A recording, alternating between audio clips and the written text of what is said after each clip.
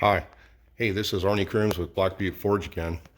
I want to do a quick companion video to these D-ring jigs that I showed you in the last video. Okay. Show you how versatile they are. If I go around the corner here into the fab bay, here's what they can also do for you. So what I've done here is kind of draw some soapstone marks on one. I'm going to set it on top of here so you can see, but these things work great for fabrication and layout as well. So this was used to lay this out, okay? And then over here I have the drop that I've got in here so that you could see exactly sort of kind of how this was made and constructed. And so that's just another usage of these D-rings as you fabricate these up. They're very, very handy, okay? You can do all sorts of things. And this is just an example of how I cap some fence posts, how you fabricate them out. If you're interested exactly kind of how that went, is I took the number from here to here and measured it. It's roughly about 4 inches, 4¼ inches, okay? So what I did is I came down and I measured down the tube, 4¼ 4½ I was a little bit generous on the first one, okay, because I wanted to make sure it was perfect. And you just kind of lay it out.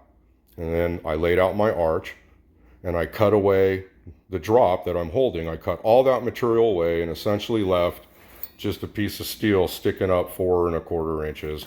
And then with a torch and a mallet, I knocked it around, tack welded it as I went, okay? And then once you get all done, you grind it, sand it, do all the other things. Now, if you notice, you can kind of see the light that there's the seam on the tubing. I didn't want the seam to be part of the piece that I was hammering and bending around, because when you do tricks like that to tubing, you'll have some distortion in the cap because the seam doesn't want to cooperate as much. So as you can see, I cut the seam out.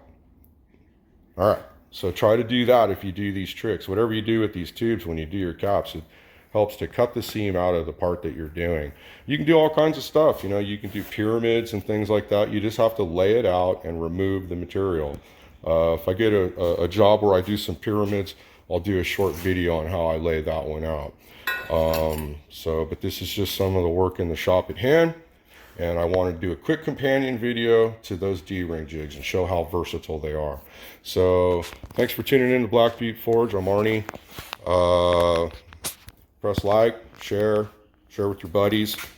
You know, world of blacksmithing. We all learn from everybody's tricks. So there's some of mine, and I hope they benefit you. And so with that, I'm going to sign off, get going on the day's work, and I'll see you guys on the next episode. Thanks for tuning in. Have a good one.